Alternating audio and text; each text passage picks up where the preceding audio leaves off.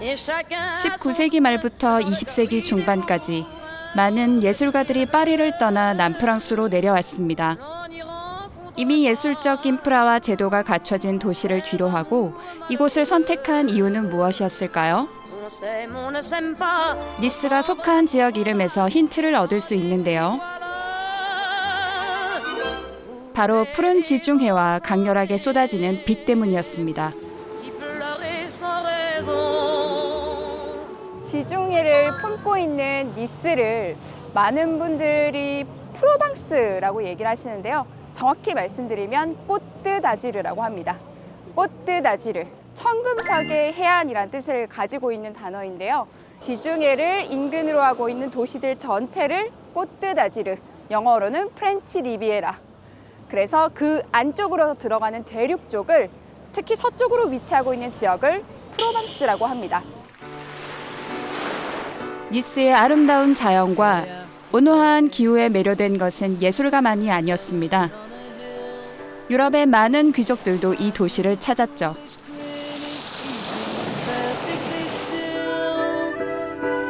그러면서 자연스레 해안가 주변으로 고급 호텔과 같은 다양한 휴양시설이 들어서게 됩니다. 이 호텔도 그중 하나인데요. 돔 지붕을 비롯한 외부 장식은 개관과 동시에 상류층의 마음을 단숨에 사로잡았습니다.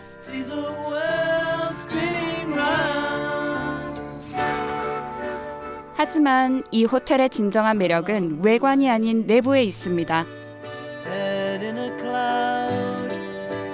약 6천여 점에 이르는 미술품을 소장하고 있죠.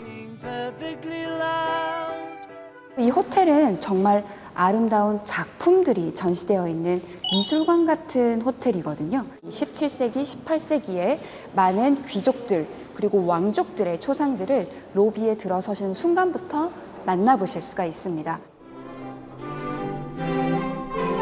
살롱 베르사유라는 이름의 응접실에는 루이 14세의 전신 초상화가 걸려 있습니다.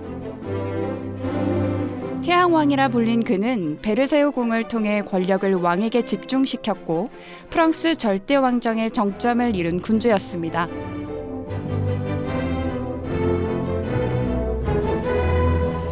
이곳의 정체성을 가장 잘 드러내는 공간이 바로 여기입니다. 순식간에 우리를 프랑스 왕실의 살롱으로 초대하죠. 지금 제가 와 있는 장소가 살롱 로야알입니다. 로얄 살롱, 왕의 공간 정도로 해석을 할 수가 있을 텐데요. 이곳에는 지금 제 옆에 보시는 것처럼 엄청난 크기의 샹들리에가 전시되어 있는데요. 이 샹들리에는 똑같은 작품을 러시아 크렘린궁에서도 만나보실 수 있습니다. 수작업으로 제작된 크리스탈로 이루어진 샹들리에는 화려했던 궁정 문화와 왕실의 권위를 집약적으로 보여줍니다.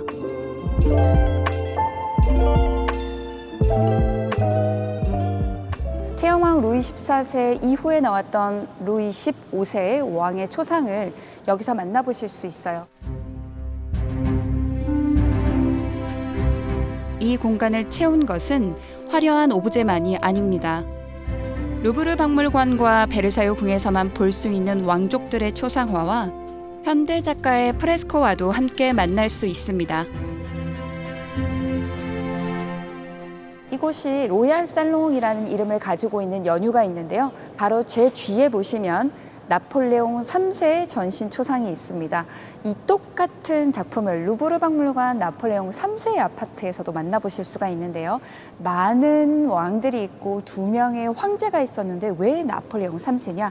바로 1860년 이 니스가 프랑스령으로 속할 때 당대의 제2제정시대를 이끌고 있었던 황제의 모습이기 때문입니다. 눈길이 가장 잘 닿는 곳에 의도적으로 배치된 초상화들은 공간의 문화적 뿌리가 왕실에 닿아 있음을 시각적으로 보여줍니다.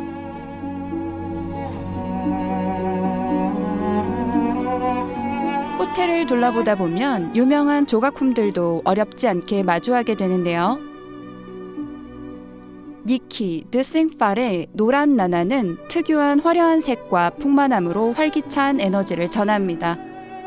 수많은 작품들을 수집해서 이것들을 많은 사람들이 즐길 수 있는 공간으로 개방한 사람이 지금 제가 이동하는 방향으로 전시되어 있는 초상의 주인공 잔 오지에입니다. 제2차 세계대전 이후 호텔을 인수한 아버지로부터 경영을 이어받은 잔 오지에는 개관 당시 호텔의 모습을 되찾기 위해 부단히 노력했다고 전해집니다.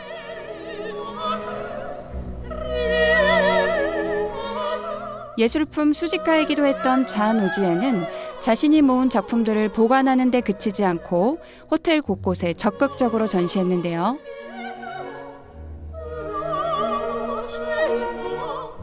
그녀의 소제품은 초상화에서부터 고가구와 테피스트리에 이르기까지 다양한 영역을 아울렀습니다.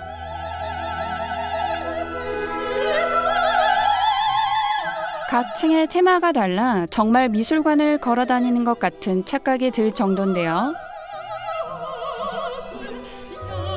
이곳은 최상층에 위치한 한 객실인데요.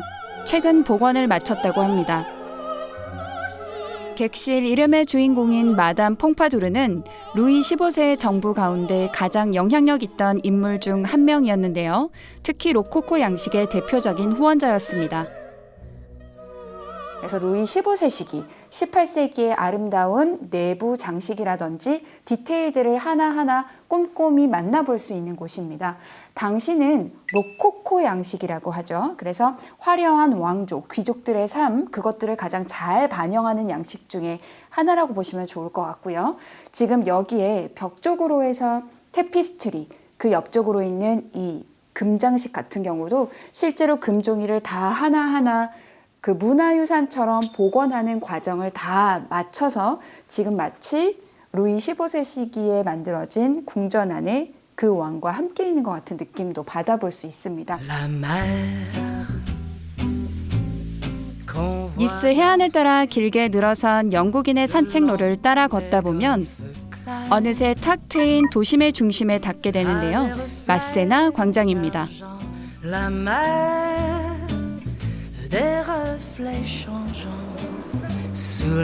니스 시민들에겐 만남의 광장으로 알려진 이곳은 아름다운 예술과 평범한 일상이 공존하는 장소입니다. 마세나 광장에서 절대 빠질 수 없는 작품이 제 뒤에 있죠. 태양의 군수를 확인해 보실 수 있는데요. 알포로는 태양신입니다. 태양이 가득한 이 지중해와 굉장히 잘 어울리는 니스에 놓일 법한 굉장히 멋진 조각상인데요. 알프레드 자니오라고 하는 프랑스 작가의 작품을 여기서 만나볼 수 있습니다. 광장은 역사적으로도 깊은 의미를 지닙니다. 1860년도에 이 지역 바로 니스가 프랑스령에 소속됩니다. 과거에는 이탈리아를 통일했었던 사르데냐 왕국에 소속되어 있었던 지역이었기 때문에 사르데냐 왕국의 수도였었던 토리노 지역에서 볼 수 있는 그 광장의 형태를 여기서도 확인을 해볼 수가 있습니다. 프랑스식 고전주의 도시 구조에 이탈리아 지중해 도시의 색이 더해진 마세나 광장. 그 위에 또 하루의 역사가 덧입혀집니다.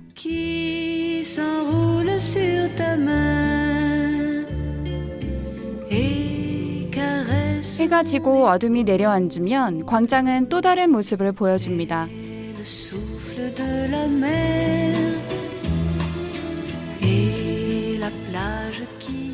이 작품은 레진으로 만들어졌고요. 스페인 출신의 작가 하우메 플란차가 만든 Conversation à Nice라고 해서 니스의 대화라는 제목을 가지고 있는 작품입니다. 7개의 인물을 만들어 놓은 이유는 바로 7개의 대륙을 상징하기도 하고요. 그 7개의 모든 대륙이 소통하는 곳이 바로 니스라는 것을 상징하죠. 잠시 걸음을 멈추고 예술이 건네는 말없는 대화를 마주해 봅니다.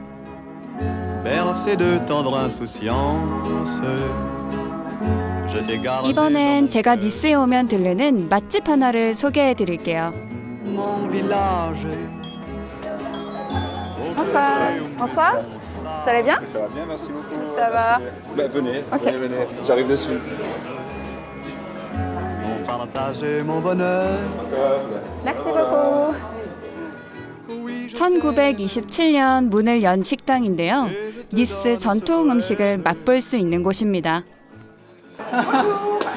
여기 지금 주방을 담당하고 있는 비리지니 아키아르노. 그래서 증조 할머니로부터 물려받은 그 요리법을 그대로 전수받아서 맛있는 음식의 명맥을 이어오는 데 아주 큰 역할을 하고 있는 비리지니입니다.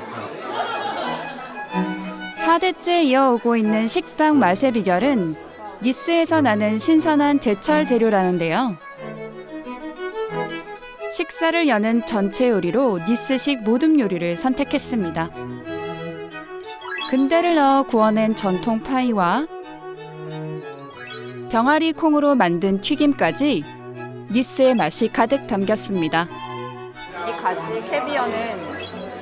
캐비어와 가지를 섞은 것이 아니고 가지를 마치 캐비어처럼 같이 빵이랑 먹는다라는 의미로 만들어졌는데요. 다진 가지와 마늘 그리고 올리브유를 섞어 만든 가지 캐비어. 어떤 맛일지 궁금하시죠? 캐비어보다 맛있는데요. 첫 번째 메인 요리는 라비올리입니다.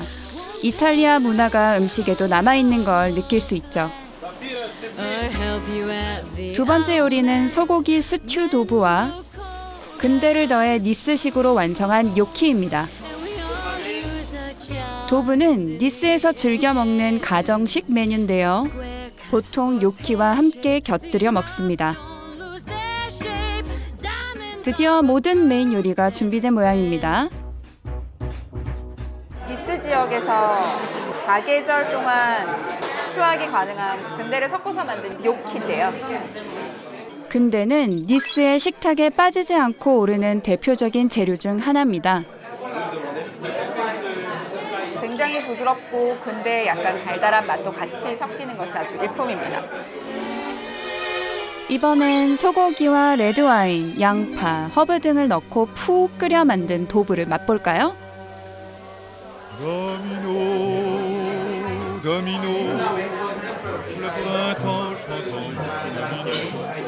너무 부드럽고 맛있어요.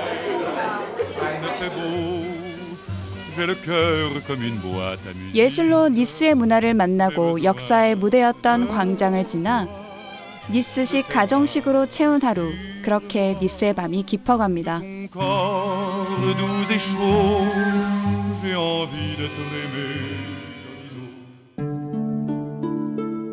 남프랑스에는 예술가들이 사랑한 아름다운 소도시가 참 많은데요. 이번 여정의 첫 걸음을 니스에서 시작한 이유가 있습니다. 니스 시미의 지구에 위치한 샤갈 국립미술관에 들어왔습니다. 색채 마술사 마르크 샤갈을 만나기 위해서죠. 여기는 샤갈 미술관 중앙 전시실입니다. 이 장소에는 구약 성서의 창세기와 출애굽기를 주로 주제로 해서 다루고 있는 작품들인데요.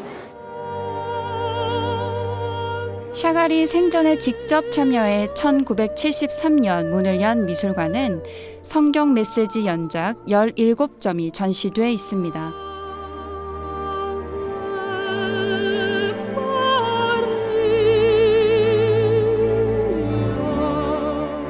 가장 큰 특징은 채도 높은 색을 사용했다는 점입니다.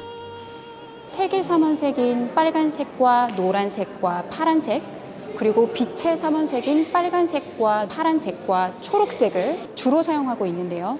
그러다 보니 색이 섞이지 않아서 훨씬 더 밝고 경쾌한 느낌을 받아보실 수 있고, 미술관으로 들어오는 자연채광과 함께 굉장히 화려하고 따뜻한 빛과 색의 향연을 온몸으로 감상하실 수 있는 감동적인 공간입니다.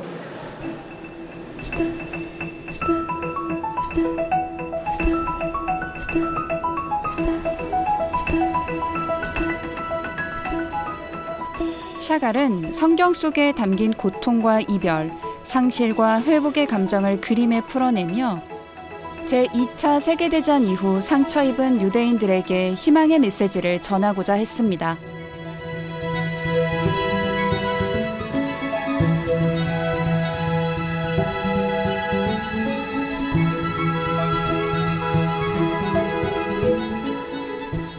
유대인이었었던 샤갈이었기 때문에 그림 곳곳에서 유대교인이었다라고 하는 것을 다양한 상징들로 잘 표현하고 있는데요. 유대인으로 태어나 차별을 겪고 전쟁과 망명을 경험했던 샤갈.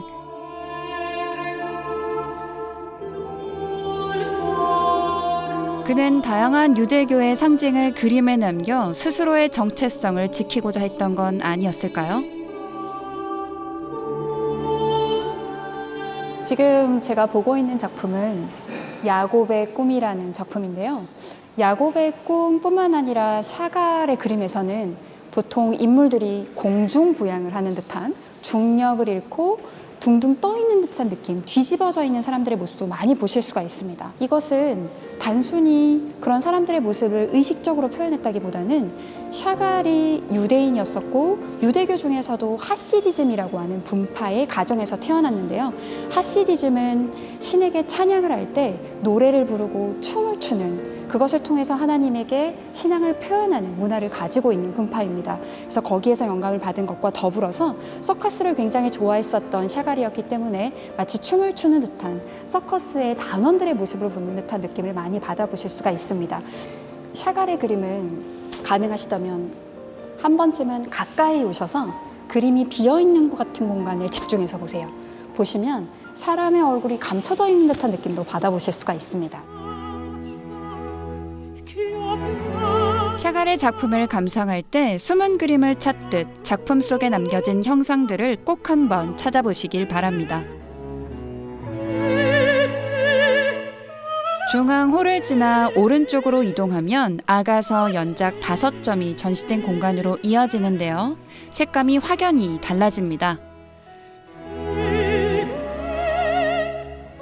아주 짙은 분홍색이 많이 사용되어 있는데 이 색깔을 가리켜 마르크 샤갈은 꿀러 샤넬, 본능적이고 관능적이고 아름다운 색깔이라고 표현을 했습니다. 이 작품들은 솔로몬 왕과 술람미 여인의 성경 속 사랑 이야기에 샤갈의 두 번째 부인 바바의 사랑을 겹쳐 그린 연작입니다. 과거를 표현했었던 아래쪽에는 지금 첫 번째 부인 먼저 세상을 떠난 벨라와 자신의 모습을 그려놓은 걸 확인하실 수가 있고요. 그리고 상단 부위로 보시면은 생폴드 방스에서 아름다운 노후를 보낼 때 함께 있었던 두 번째 부인 바바의 모습을 보실 수가 있습니다. 이별의 아픔을 지나 다시 삶을 향해 나아가는 순간을 담은 작품처럼 실제로 샤갈은 전쟁이 끝난 후 바바와 함께 새 보금자리를 찾아 나섭니다.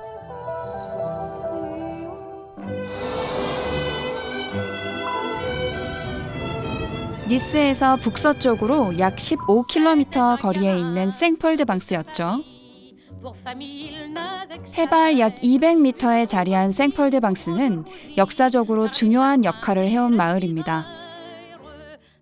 이 생폴드 방스는 샤갈의 그림에서 자주 등장하기 때문에 많은 사람들한테 익숙한 장소이기도 한데요. 여기는 샤갈의 그림에 등장하는 무대로서 뿐만 아니라 프랑스의 아주 중요한 왕 중에 한 명이죠. 프랑스와 1세라고 하는 왕과도 굉장히 관련이 깊은 장소입니다. 프랑스 르네상스 시기를 이끌었던 발루아 왕조, 그 중심에 있던 인물이 프랑스와 1세인데요. 프랑스와 1세가 남부 국경 방어를 강화하기 시작하면서 높은 성벽이 들어섰고 지금과 같은 요새 마을의 형태를 갖추게 됐습니다. 이 생폴드 방스는 처음부터 프랑스령에 속해 있었던 지역인데요. 니스가 이탈리아령일 때 프랑스 국경에 가까운 가장 높은 해발 고도를 가진 굉장히 군사적으로 중요한 장소입니다. 이 생폴드 방스의 성벽을 따라서 계단으로 올라와서 이제 과거에 말 그대로 순찰로였던 곳이다 보니까 이게 또 높은 곳에서 아래쪽을 조망할 수 있는 너무 좋은 뷰포인트이기 때문에 천천히 이 성벽을 따라서 걸어보시면은 정말 멋진 산책을 경험할 수 있습니다.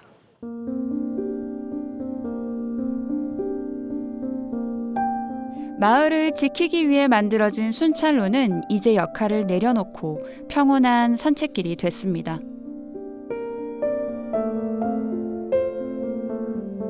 프로방스의 완만한 구릉지대와 저 멀리 펼쳐진 지중해를 눈에 담으며 걷는 성벽길. 그 끝에 생폴드방스 공동묘지가 있습니다. 살아온 길의 마지막 순간에 조용히 쉬어가는 자리처럼 느껴지는 곳.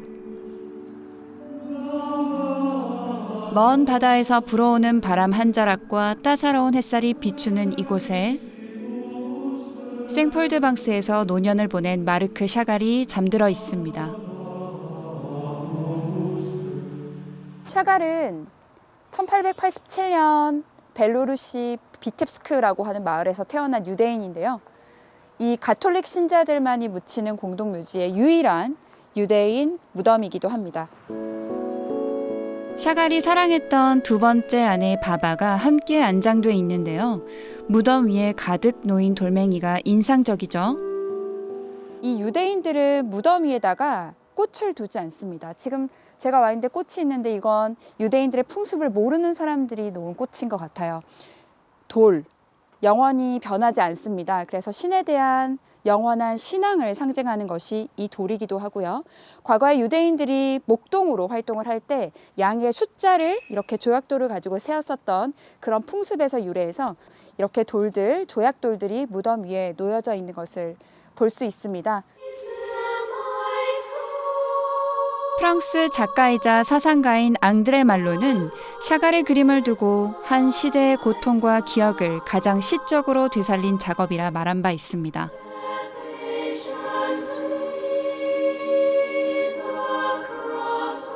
전쟁과 상실을 지나 사랑과 빛으로 돌아온 그의 그림처럼 샤갈의 삶은 이곳에서 조용히 한 장면으로 남았습니다.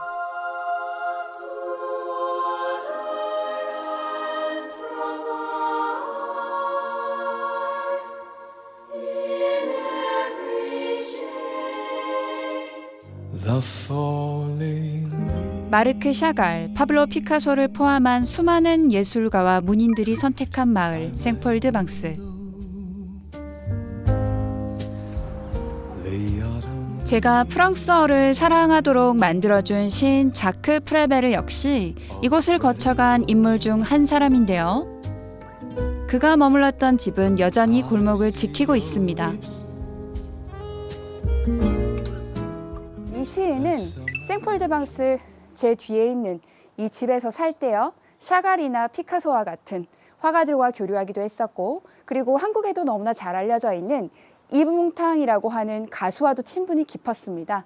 그래서 두 사람이 이 생폴드방스에서 만나서 탄생한 곡이 우리 한국 분들에게도 너무나 잘 알려져 있는 고엽이라고 하는 샹송입니다. 그리고 지금 저 아래쪽에 보시면 라 미에트라고 적혀 있는데요. 이 라 미에트가 빵가루란 뜻입니다. 여름이 되면 스타 자스민이라고 하는 하얀색 조그만 꽃이 이 집 앞을 가득 메우고 피어있는 모습이 마치 빵가루가 묻어있는 것 같다라고 해서 시인이 살던 당시에 빵가루라는 별명을 붙여준 그런 집이기도 합니다. 이제 시인의 집을 뒤로하고 마을 안쪽으로 걸음을 옮깁니다. 미로처럼 구불구불 이어진 골목길은 생폴드방스가 가진 매력 중 하나인데요. 골목 사이 보석처럼 숨겨진 장소가 있습니다. 백의 참회자들의 경당입니다. 과거 하얀 옷을 입고 선행을 베푼 참회자들이 사용하던 경당이었지만 지금은 현대 작가의 작품들로 채워져 있습니다. 회화와 스테인드 글라스, 조각, 그리고 모자이크까지 다양한 기법이 어우러져 경당 전체가 하나의 예술 작품처럼 느껴집니다.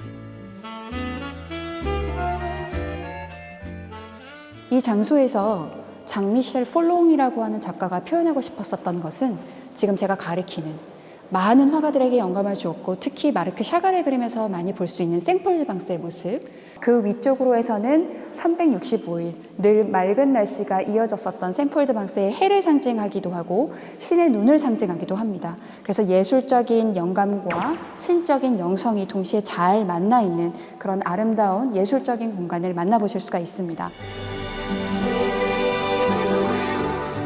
20세기 초부터 예술가들의 발길이 이어졌던 생폴드방스는 오늘날에도 현대 예술가들에게 많은 영감을 주고 있습니다.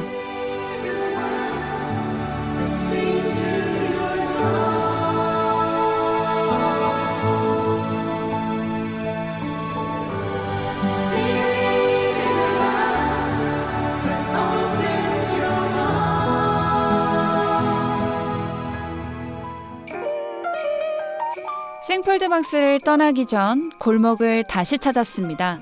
낮과는 다른 분위기를 품고 있죠.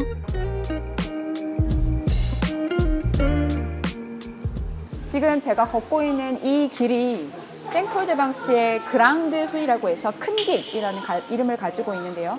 여기에 특히 이런 많은 아트 갤러리들을 만나보실 수 있습니다. C'est drôle, je ne sais pourquoi. 불 켜진 아틀리에가 길을 따라 이어지며 골목은 어느새 거대한 미술관으로 변신합니다. D'autres gens, c'est la magie, l'amour, les baguettes, Paris, toujours au même endroit. 길을 따라 걷는 것만으로도 예술 기행이 되는 곳, 생폴드방스. 편안한 신발과 넉넉한 시간이 준비됐다면 누구든 천천히 자기만의 속도로 프로방스의 예술을 즐길 수 있습니다. Vois les lumières, les paillettes, la tour Eiffel, la Seine, les fêtes.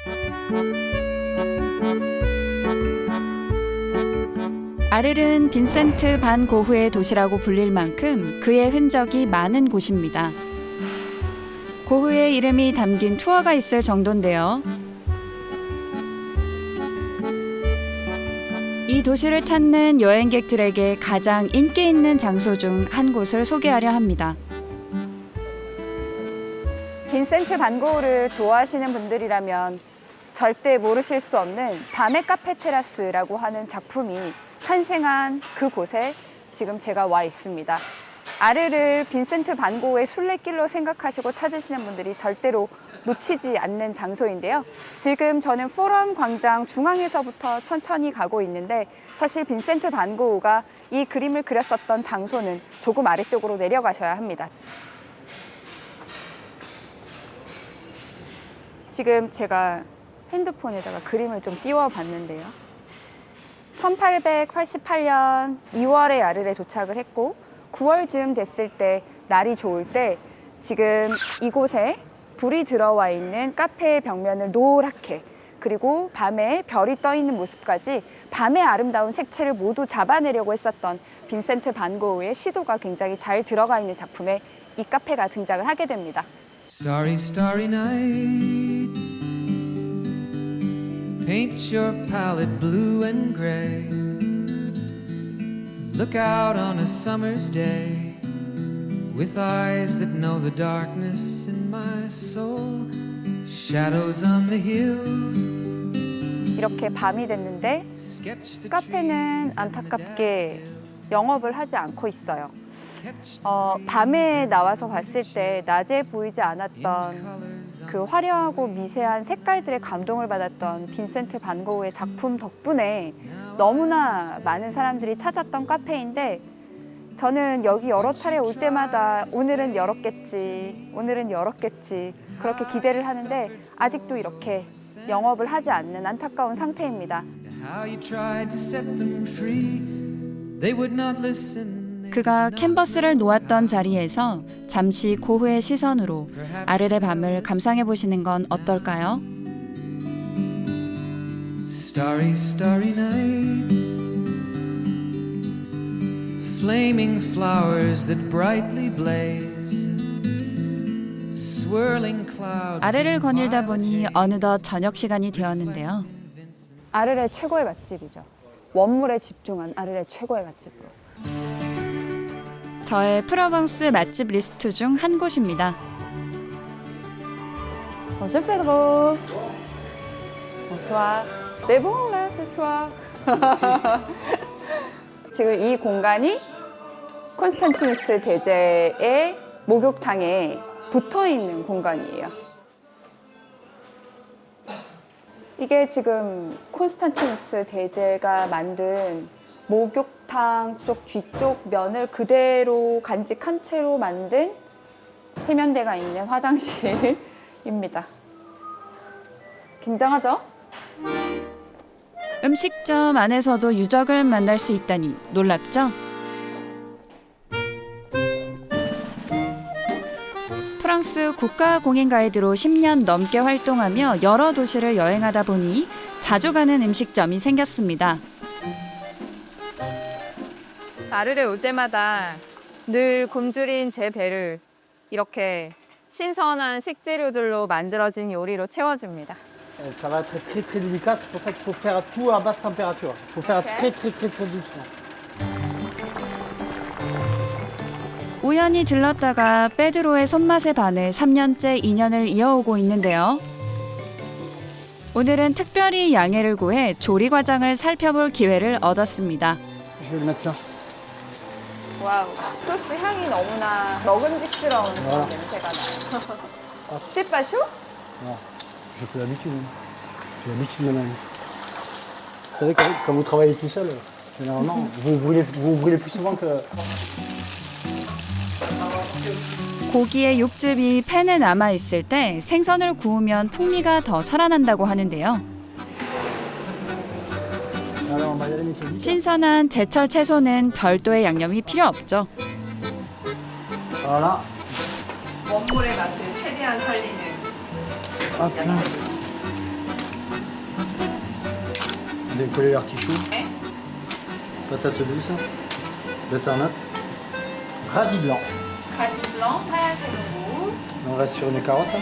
당근, Champignons de Paris. 파리버섯. 페드로는 재료의 신선한 맛을 그대로 살리는 걸 가장 중요하게 생각합니다. On va récupérer la poitrine de porc que j'ai confit. 왜? 돼지고기를 밑에 깔아요. Vous avez vu, elle est tellement fragile qu'elle s'est, Ouais. elle s'est coupée en petits morceaux. 소고기 요리인데 Là, on vient poser le bœuf comme ça. 왜? Et bon appétit, messieurs. 맥시 좋고. Voilà. It's good. 이제 Je 먹을 vous 일만 amène. 남았습니다. 맥시. 첫 번째 요리는 대구 등심인데요. 사프란을 넣은 소스로 풍미를 더했습니다.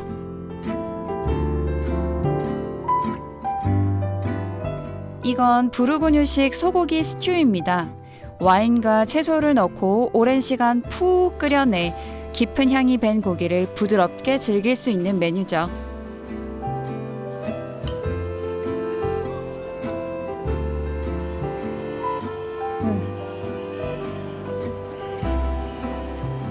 너무 맛있어요. 너무 맛있다는 표현 말고는 어떤 표현을 해야 될지 모르겠어요. 그 버섯을 이렇게 막 해서 들었을 때 그 향이 입안에서 퍼지는 그런 맛이에요. River running free, you know how I feel. 아르레에서 정성스럽게 만든 가정식을 맛보고 싶다면 한 번쯤 들러보셔도 좋겠습니다. It's a new dawn, it's a new day, it's a new life for me, and I'm feeling good. 1880년대 후반 파리에서 활동하던 고흐가 아르를 찾은 이유는 분명했습니다. 혼자가 아닌 예술로 연결된 공동체를 만들고 싶어 했죠.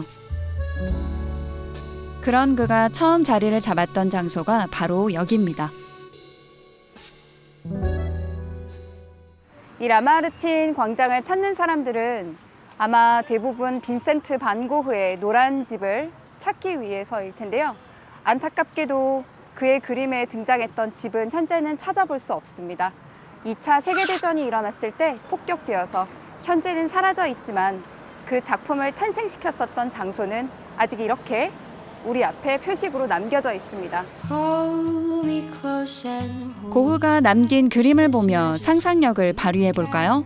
This is la vie en rose. 고흐는 아르레 도착한 뒤 노란 집을 임대합니다. 1층은 그림을 그리는 화실, 그리고 2층에 방을 얻어 당시 파리에서 활동하던 폴 고갱을 맞을 준비를 하죠. I'm in a world apart, a world where roses bloom. 여기 있는 노란 집에서부터 화구통을 들고 이제를 들고 2, 3분만 걸어 나가면 바로 우리가 너무나 잘 알고 있는 빈센트 반 고흐의 역작 별이 빛나는 밤 첫 번째 작품을 그렸던 론 강의 강둑도 나옵니다.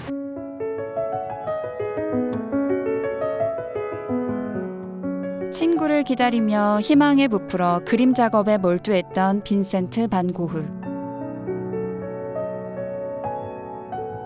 이 시기에 그는 대표작 론강의 별이 빛나는 밤을 완성시키는데요. 하지만 안타깝게도 고갱과의 생활은 그의 기대와 다르게 흘러갑니다.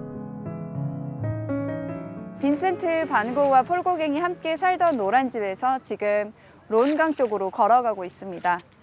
이 두 사람은 사실 성향도 많이 달랐었고요. 특히 두 사람이 그림을 그리는 스타일과 생각이 많이 달랐습니다. 빈센트 반 고흐는 자연에서 많은 영감을 얻기도 했었고 그것을 보고 그리는 데 집중을 했었던 화가라면 폴 고갱은 실내에서 그림을 그리고 기억에 의존하는 스타일의 그림을 많이 그리기도 했었어요. 그래서 두 사람의 서로 다른 성향 그리고 그림에 대한 서로 다른 가치관은 끊임없이 갈등을 겪게 되고 결국은 크리스마스 즈음 빈센트 반 고흐는 이 갈등의 끝으로 자신의 귀를 자르는 사건으로 두 사람의 이야기는 막을 내리게 됩니다. Starry, starry night. Paint your palette blue and gray. Look out on a summer's day. 고흐가 론강에서 그림을 그린 건 고갱이 아르레 오기 한 달 전이었습니다. 강물을 바라보는 그의 눈빛은 어쩌면 기대감으로 반짝였을지 모릅니다. 이 작품에선 비교적 안정된 심리 상태를 읽을 수 있습니다.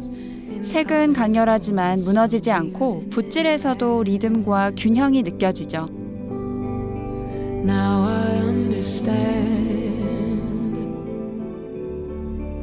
what you tried. 낮보다 밤에 나갔을 때 낮에는 보이지 않았던 미세한 불빛들이 훨씬 더 화려하고 찬란하게 빛난다라는 표현을 자주 하기도 했었던 빈센트 반 고흐가 바로 여기에서 밤에 역작을 탄생시키게 됩니다.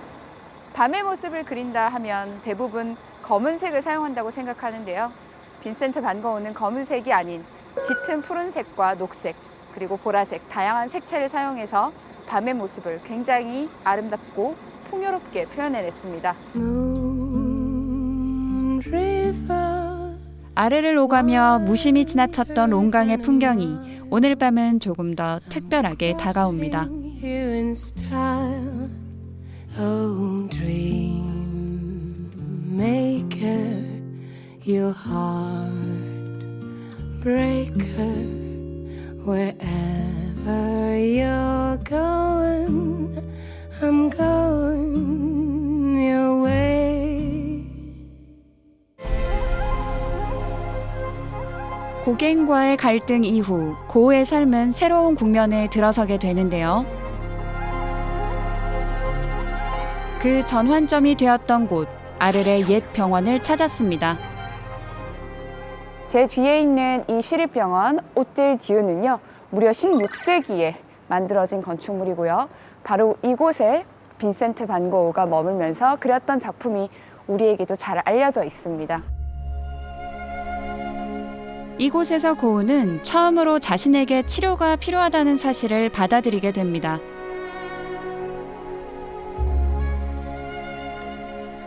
귀를 잘랐던 빈센트 반 고흐가 응급 이송이 되어서 왔었던 이 병원에서 치료를 담당했었던 의사가 바로 펠릭스 레이입니다. 그리고 그 펠릭스 레이는 귀를 자르고 치료를 받고 일어난 빈센트가 자신이 했던 행위를 기억하지 못하는 여러 가지 증상들을 보고 측두엽 뇌전증이라고 하는 진단을 내리기도 했습니다. 병원에 머무는 동안에도 정신적으로 불안정한 상태가 계속되었지만 고은은 붓을 놓지 않았습니다.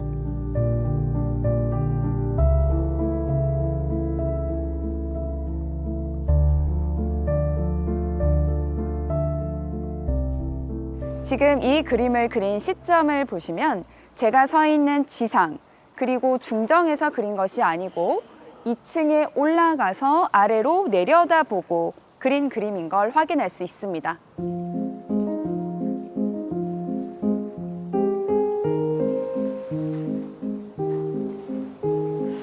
한 이쯤에서 그린 것 같습니다. 지금 나무의 잎이 울창해서 중정의 모습이 그림처럼 잘 보이진 않는데 빈센트 반 고흐가 그림을 그렸었던 그때를 상상해보니 또 감회가 남다르네요.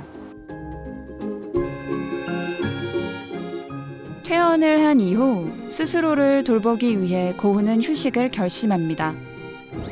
그리고 아르를 떠나 남쪽의 작은 마을 생레미드 프로방스로 향하죠. 그곳에서 그는 옛 수도원을 개조해 만든 생폴드 모졸 요양원에 입원하게 됩니다.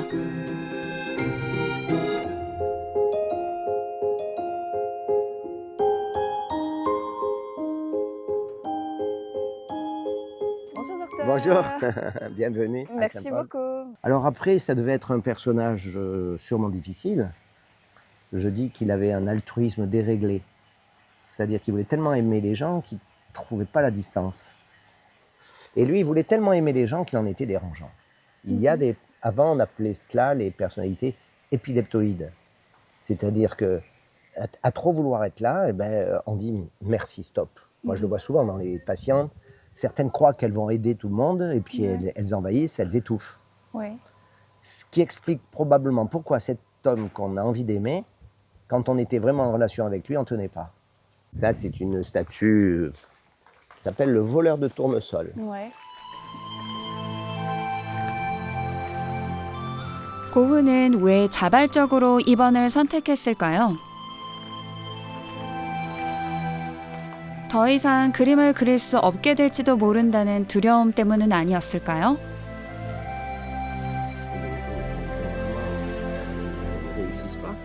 Un homme comme Gauguin, qu'est-ce qui s'est passé? Certains parlent d'une relation plus ou moins homosexuelle inconsciente. Bon, l'amitié, est-ce qu'on n'est pas là-dedans? Sauf que ça tournait en contentieux.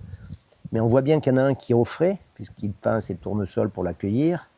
Et c'est Van Gogh. Ouais. Voilà, le seul qui est fidèle, c'est Théo.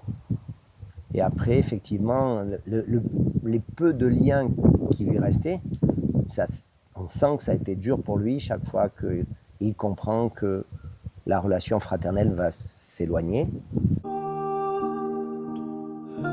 고흐는 요양원에 머물던 1년 남짓한 시간 동안 놀라울 만큼 많은 작품을 남깁니다. 이 시기에 그린 회화만 해도 150여 점이 넘는 것으로 알려져 있는데요. 정신적으로 가장 불안정했던 때에 아이러니하게도 가장 많은 작품이 탄생한 겁니다.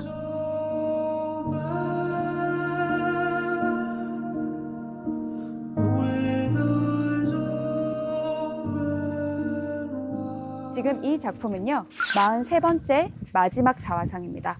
이 마지막 자화상을 지금 제가 와 있는 생폴드 모졸 요양원에서 그렸습니다. 이렇게 그림을 들여다보면은 머리를 잘 빗어 넘기고 와이셔츠와 조끼와 자켓을 갖춰 입고 흉부를 그려놓아서 마치 영정사진을 찍는 것 같은 자신의 마지막 모습을 예견한 듯한 느낌도 받아볼 수 있는 작품입니다.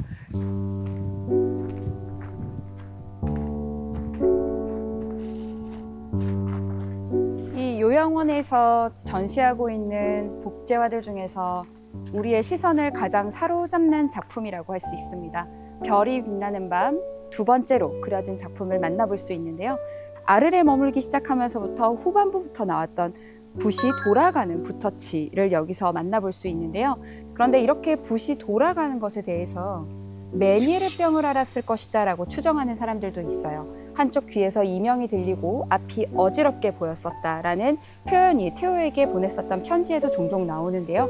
그래서 그런 현상 때문인지 아르레서 생활하면서 후기 그리고 병원에서 그려진 작품들에서 돌아가는 붓터치를 확인해 볼 수 있습니다.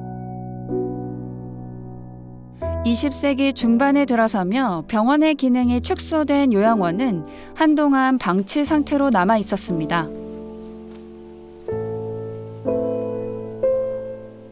이후 고흐의 유산을 지키려는 노력 속에서 복원 작업이 단계적으로 이루어졌고 이제는 그가 머물렀던 시간을 되새길 수 있는 문화 공간으로 쓰이고 있습니다.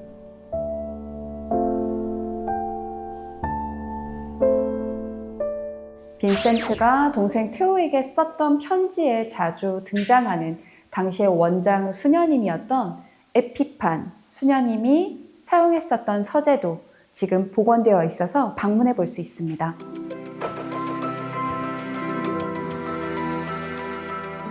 요양원에서의 시간을 힘겹게 버텨내던 고흐의 곁에는 에피판 수녀님이 있었습니다.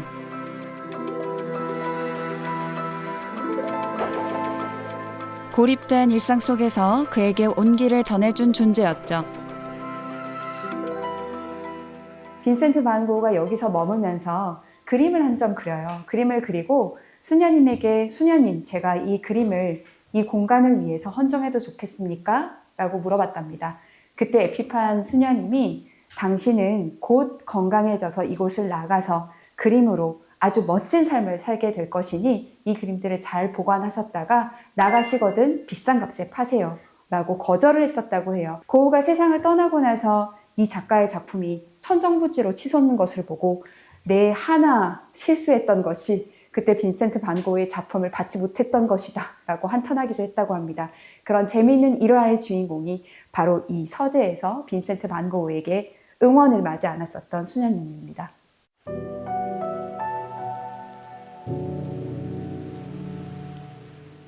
이곳을 고흐의 방이라고 부르는데요. 실제로 그가 머물렀던 방은 아닙니다. 고흐가 지냈던 방의 구조를 재현해 놓은 공간이죠. 제한된 시야와 창밖의 풍경, 그리고 단촐한 가구까지 요양원에서 보낸 고흐의 하루를 가늠케 합니다. 환자로서 이곳에 들어왔다는 것을 볼 수 있는 문고리가 여기 그대로 재현되어 있는데 지금 보시면 문을 바깥쪽에서는 잠글 수가 있고 안에서는 열 수 없는 형태로 마치 갇혀서 지냈었던 당시 황자로서의 고흐를 쉽게 연상해 볼 수 있습니다.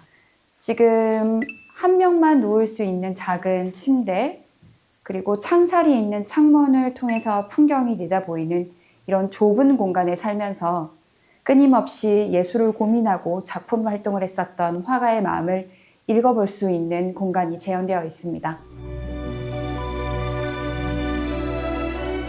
찬란한 빛과 색으로 가득한 작품들 뒤에 겹겹이 쌓인 고독과 불안의 시간들.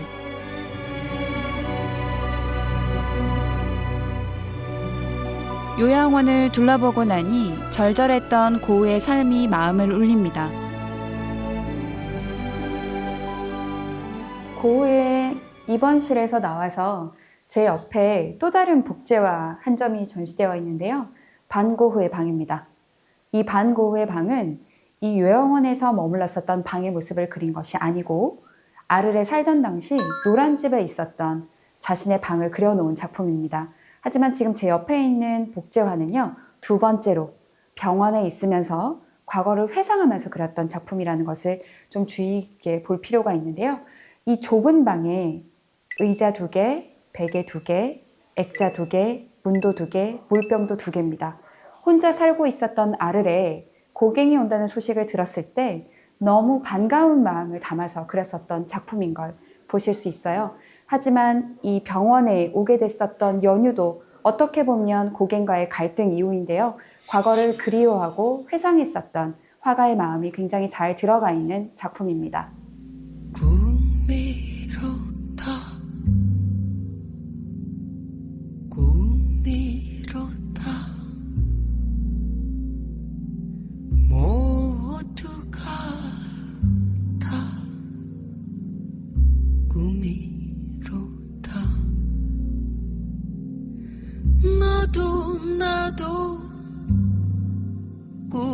꿈속이요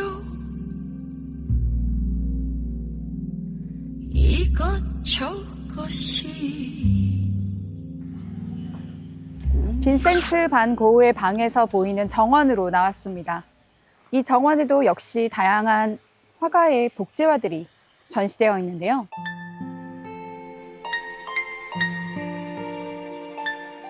빈센트 반 고흐는 이 요양원에 머물면서요, 밀밭의 모습을 무려 14점이나 그렸습니다. 이것은 멀리 나가서 그린 것이 아니고 바로 요양원 옆에서 재배되고 있었던 밀의 모습을 나타낸 것이고요.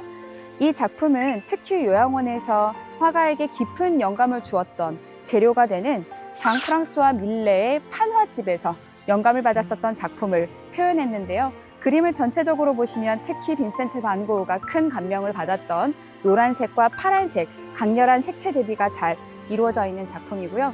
이렇게 휴식을 취하는 농민들의 모습을 통해서 이곳에서 영원히 편안하게 휴식을 취하고 싶었었던 고흐의 마음도 읽어볼 수 있습니다.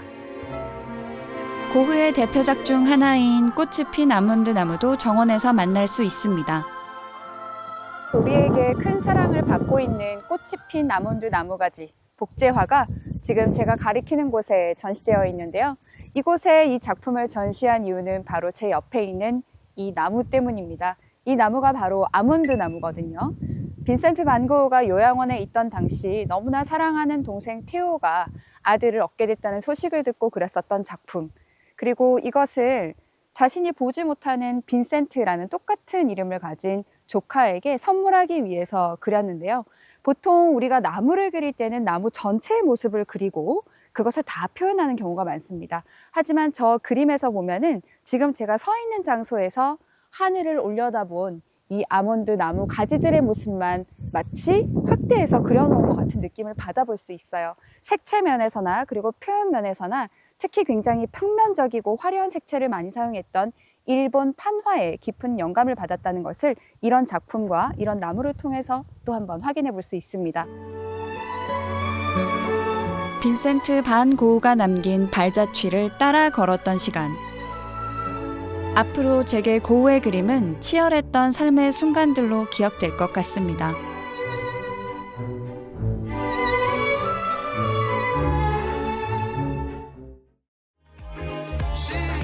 프랑스에서 가장 오래된 도시이자 지중해를 향해 열려있는 곳 마르세유. 바닷길에서 중요한 관문 역할을 하던 옛 항구는 이제 그 역할을 내려놓고 일상의 풍경이 되었습니다. 이 마르세유에서 지중해의 모습을 또 다르게 아름답게 볼 수 있는 장소에 와 있는데요. 바로 뷰포 구항구입니다. 과거 수많은 배가 드나들며 물자와 사람이 모였던 마르세유에 처음 발을 디딘 건 그리스인이었습니다. 바로 이곳에 기원전 600년경 당시의 소아시아 지역에서도 포케이아라고 불렸었던 장소에서 들어온 그리스인들에 의해서 서방 문화가 시작되었다라는 기록이 남겨져 있습니다. 이 그리스인들이 기원전 7세기에 이곳에 정착하면서 이 지역에 붙인 이름이 바로 마살리아입니다. 마살리아라고 하는 이름을 그리스인들이 붙이고 그 이후에 정착하게 됐었던 로마인들이 마실리아라고 부르기 시작하고요. 지금 우리에게는 막세이, 마르세유라고 하는 이름으로 변천되게 됩니다.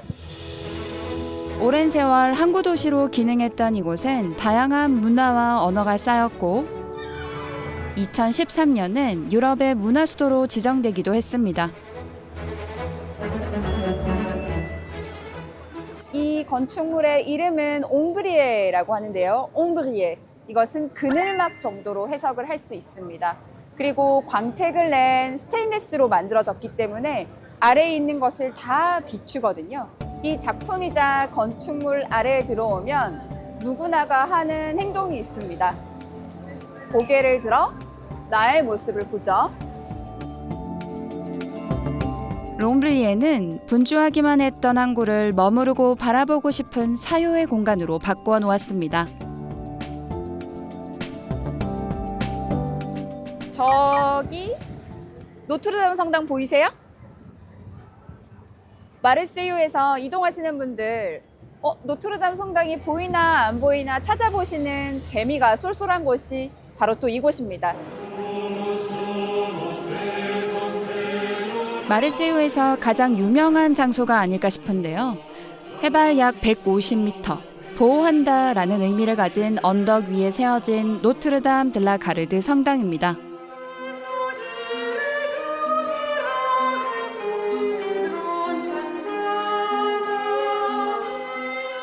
밝은 석재와 어두운 석재를 교차해 쌓은 줄무늬 패턴의 외벽이 인상적인데요.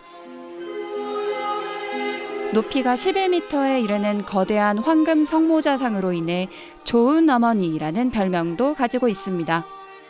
이 성모자상 그냥 바깥에서 보면은 꽉 채워진 그런 조각처럼 보이지만 내부가 비어 있고요. 성당 관계자들은 내부를 걸어 올라갈 수 있는 나선형 계단도 있습니다. 그리고 그 성모 마리아 상의 눈을 통해서 성모 마리아 상 앞쪽으로 있는 지중해가 한눈에 다 내려다 보이거든요. 그래서 바로 마르세유를 지켜주는 이 성모자상 덕분에 좋은 어머니라는 별명을 가지게 되었습니다.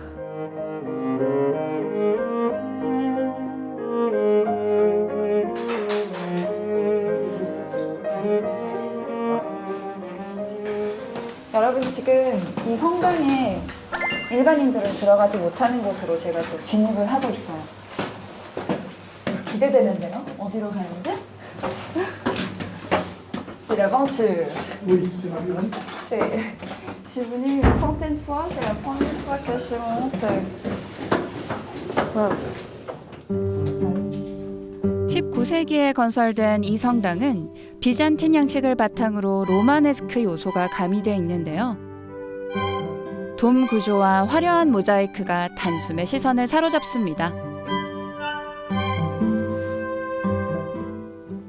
이 노트르담 들라 가르드 버는메흐라고 하는 성당에 처음에 들어섰을 때 만약에 지상에 천국이 있다면 이런 모습이 아닐까라는 그런 생각이 들었습니다. 천장과 돔에는 반복적인 기하학 무늬와 동식물의 모습, 그리고 상징적인 이미지들이 이어지는데요.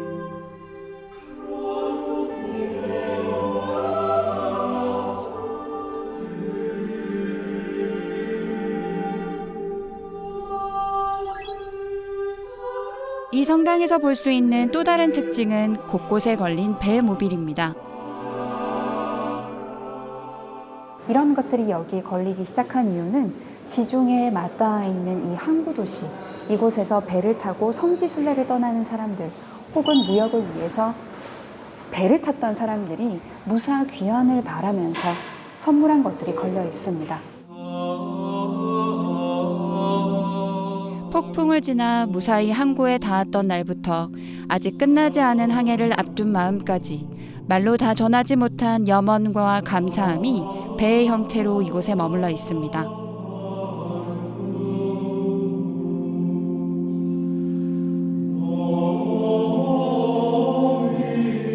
눈길 닿는 성당 내부의 모든 곳에 은유와 상징이 가득한데요.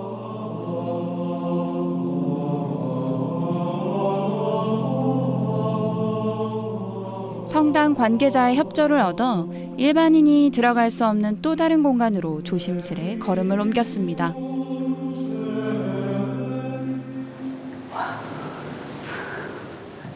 제가 지금 꿈인지 생시인지 모르겠는데요. 이 성당의 제대를 한눈에 내려다볼 수 있는 발코니에 와 있어요. 정면에서 가장 잘 보이는 곳에 꾸며진 모자이크는 어떤 의미를 품고 있을까요?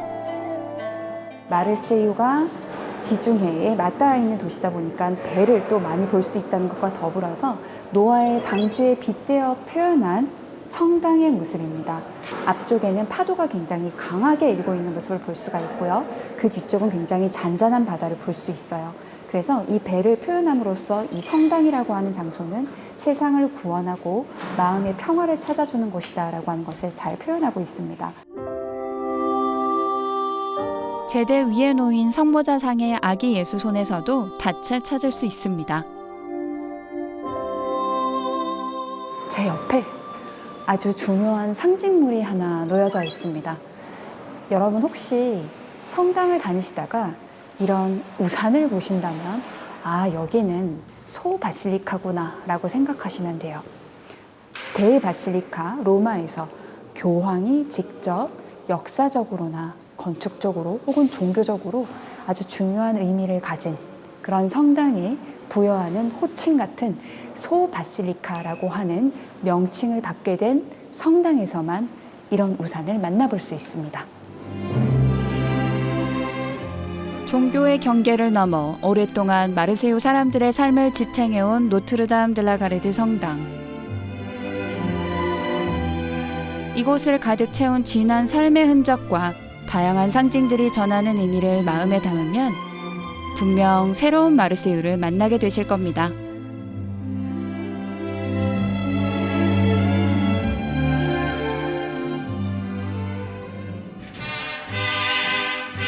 항구 도시에 왔는데 해산물이 빠질 순 없죠. 마르세유 최고의 부야베스 맛집에 찾아왔어요. 부야베스는 어부들이 팔고 남은 생선 조각을 넣고 끓여 먹던 소박한 요리에서 시작됐습니다. Qui est un bouillon tomaté safrané.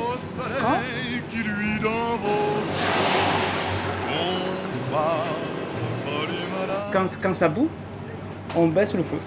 Et quand ça bout, c'est cuit. Bouillabaisse. C'est pour ça qu'on dit bouillabaisse. Quand ça bout, on baisse le feu. D'accord. Voilà. 끓다라는 뜻의 프랑스어 부이유와 불을 낮추다라는 의미의 아베세가 합쳐진 이름 부야베스. 음식의 이름에 조리법이 담겨 있습니다. Donc là, le bouillon, il est à peu près entre 5 et 6 heures de cuisson. 지금 이게 부야베스 소스예요. 보통 부야베스는 생선을 함께 끓여 살이 부드럽게 풀어진 상태로 나오는데요. 이 식당은 생선과 채소를 따로 준비한 뒤 부야베스에 담가 먹는다는 것이 특징입니다. Ça sent bon. 아주 얼큰한 해물탕 향이 나요. 이제 생선을 이 따뜻한 스프에 넣어서 여기 있는 생선을 한꺼번에 다 넣기보다는 종류별로 이렇게 별도로 먹는 걸 추천을 한다고 해요. 조리할 때 가시를 다 제거해줘서 편하게 먹을 수 있는 것도 이곳의 장점인데요.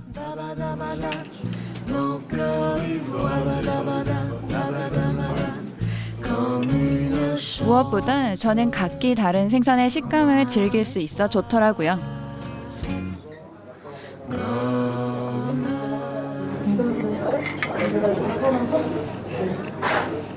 고기 같은 생선이에요. 씹히는 식감이 고기 같아요. 그 정도로 살점이 굉장히 좀 두툼하고 되게 신선하고 풍미가 가득합니다. 함께 나온 빵도 한번 찍어 먹어볼까요?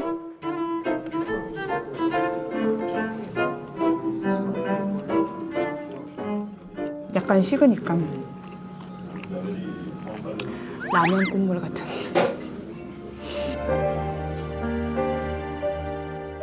삶의 향기가 남아있는 항구를 지나 마르세유를 지켜온 믿음의 자리를 둘러보고 유서 깊은 음식까지 만난 더할 나위 없는 하루를 보내고 갑니다.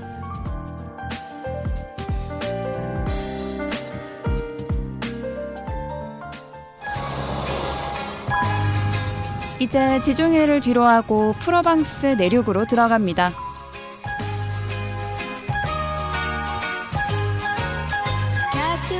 액상-프로방스는 로마 제국 시대의 온천 도시로 시작된 곳입니다. 그래서 물의 흐름을 따라 자연스럽게 길과 광장이 들어섰죠. 도시 곳곳에 분수가 많아 1000개 분수의 도시라는 별명을 얻었는데요. 실제로 약 130여 개의 분수가 있습니다. 액상-프로방스라고 하는 단어에서 AIX, X라는 단어가 바로 물이 좋은 곳이라는 것을 상징합니다. 1860년 액상-프로방스 사람들이 마실 수 있는 식수를 공급받게 됩니다. 그것을 기념하기 위해서 시에서 설치한 분수대죠. 프랑스의 대표 문인이자 세잔의 중마고우였던 에밀 졸라의 아버지가 댐을 건설한 것을 기념해 이 분수가 만들어졌습니다. 광장에는 연말 준비로 노점상이 길게 늘어서 있는데요. 쇼핑을 하려는 건 아니고요. 꼭 만나야 할 동상이 있어서 찾아왔습니다. 이 액상프로방스 하면 절대로 빼놓을 수 없는 아주 중요한 인물이 제 옆에 조각으로 묘사되어 있습니다. 바로 폴세잔인데요.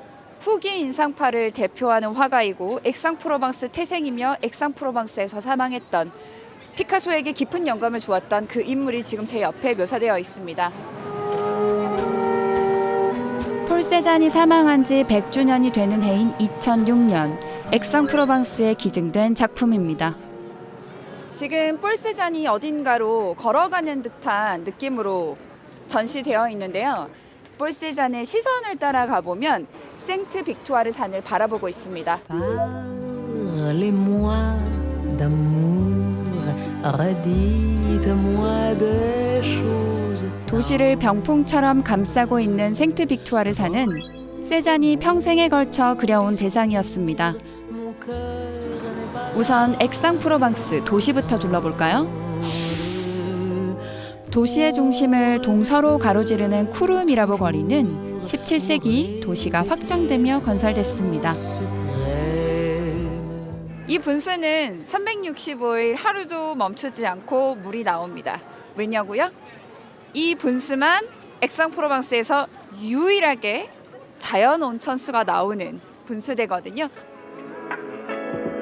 1667년에 설치된 이 분수는 이끼가 끼어 있어 이끼 분수라고 불리는데요. 따뜻한 물을 무료로 사용할 수 있어 옛날엔 이곳에서 빨래도 했었답니다. 17세기부터 지금까지 18도를 계속 유지하고 있는 온천수, 손을 한번 담궈볼까요? 따뜻한데요? 지금 외부 온도가 거의 영하라서 그런지 지금 손을 빼고 싶지 않을 만큼 따뜻합니다. 중세 이후 도시가 밀집되며 온천의 기능은 축소되었지만 그 역사는 여전히 거리를 지키고 있습니다. 이번엔 특별한 사연이 있는 분수를 찾았습니다. 라퐁텐 바니에 분수대 옆에 지금 제가 와 있는데요. 이 분수대 상단에 보시면 눈에 익은 한 인물이 묘사되어 있는 작품이 있습니다.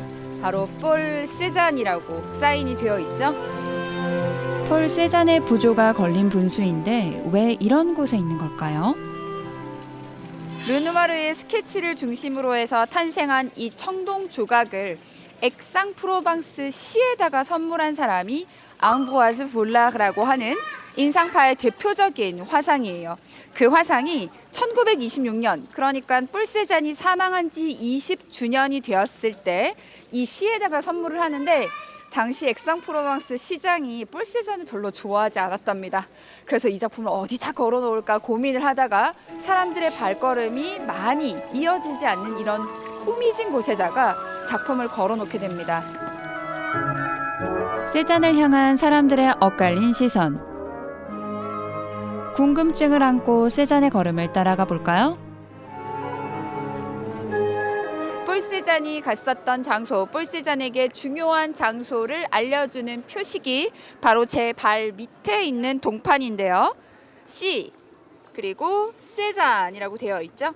그래서 이 동판만 잘 따라가셔도 폴 세잔과 관련이 깊은 중요한 장소들은 놓치지 않고 다 만나보실 수 있습니다. 세잔이 본격적으로 화가의 길을 선택한 것은 20대 초반입니다. 이곳은 당시 그가 데생 수업을 들었던 곳인데요. 세잔이 뒤늦게 기초 수업을 수강한 데에는 남다른 속사정이 있었습니다. 파리에서 당대 인정을 받는 화가가 되기 위해서는 반드시 살롱전에 작품을 출품하고 거기서 인정을 받아야 하는데 계속 낙방이에요. 6회 낙방합니다. 그런데 당시에 세잔의 그림을 보고 그에 대해서 평을 해주었었던 심사위원단들의 이야기가 뭐였냐면 그림에서 중요한 것은 선입니다.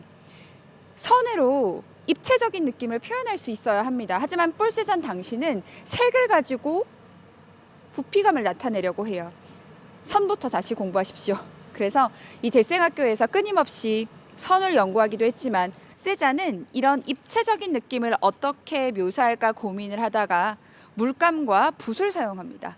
즉 색을 입혀서 입체적인 느낌을 만들어내는 거죠. 세잔의 사과는 윤곽선이 또렷하지 않습니다. 사과의 표면을 따라 색이 조금씩 달라지며 형태를 만들어가죠. 밝은 면엔 따뜻한 색을, 그늘진 면에는 차가운 색을 배치해 선을 그리지 않고도 둥근 부피감을 느끼게 합니다. 선이 아닌 색으로 입체감을 표현하려 했던 세잔, 그 미술의 역사가 시작된 곳으로 향합니다.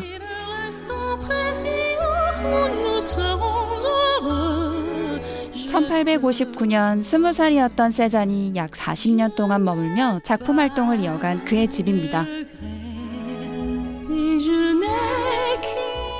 지금 제 뒤에 있는 이 폴세잔이 살던 집은 18세기에 만들어진 호화 저택이었습니다.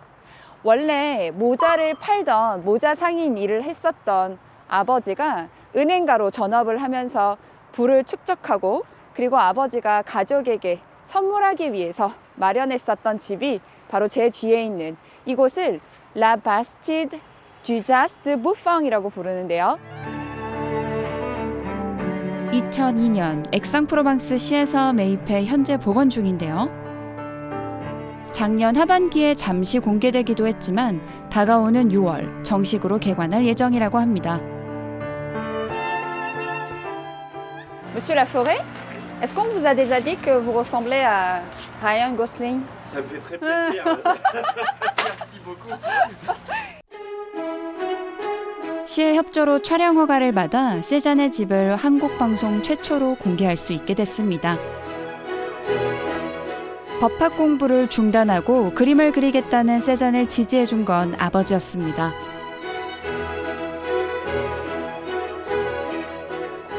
(1859년) 20살이 된 세잔이 원하는 그림을 벽에 자유롭게 그릴 수 있도록 마련해준 공간입니다.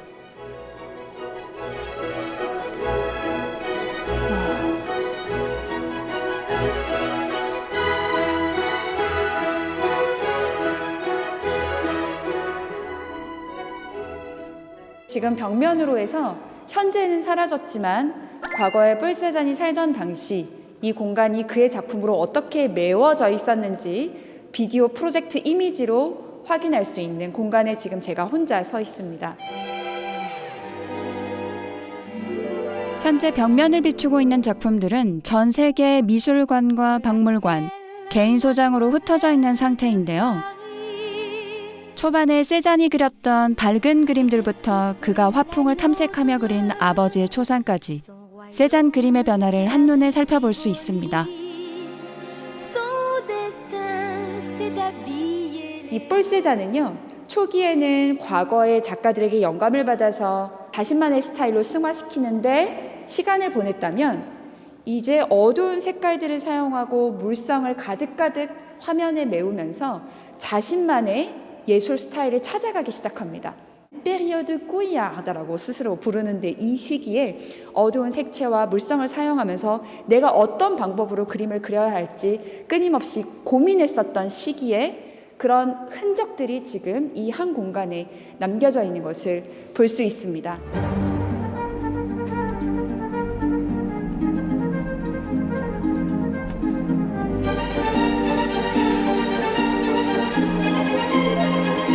젊은 날의 세잔은 자신만의 화풍을 찾기 위해 끊임없이 실험을 거듭했습니다.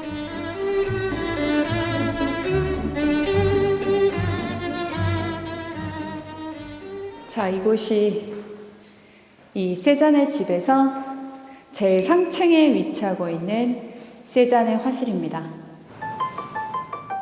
바로 이곳이 폴 세잔의 대표적인 작품들이 탄생한 장소입니다.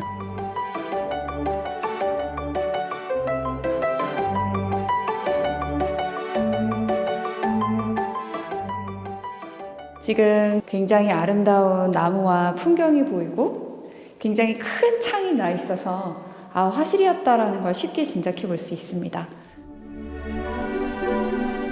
이 화실에서 세잔은 오랜 시간 고민해온 시도들을 정리하며 자신의 화풍을 완성 단계로 끌어올렸습니다. 그림 속 인물은 감정이 아닌 색의 형태를 통해 무게와 부피를 지닌 하나의 형태로 표현했고, 자연을 그릴 때는 색과 기하학적인 구조로 표현했습니다. 입체파를 탄생시킨 대표적인 화가 파블로 피카소가 이곳에서 아름다운 작품들을 남겼던 폴 세잔을 두고 이런 얘기를 합니다. Paul Cézanne est notre père à tous. 당대에는 난해한 그림으로 평가받았지만 폴 세잔은 세상을 그리는 방식에 새로운 기준을 남겼습니다. 세잔이 평생 탐구하며 그려낸 대상 중에 하나가 생트 빅투아르 산입니다. 그는 왜 산을 그리는 것에 그토록 몰두했던 걸까요? 지금 세잔이 생트 빅투아르 산을 그렸었던 Terrain des Peintres,라고 해서 화가들의 광장으로 가고 있습니다. 그 답을 얻기 위해 세잔이 산을 그렸던 장소를 찾았습니다.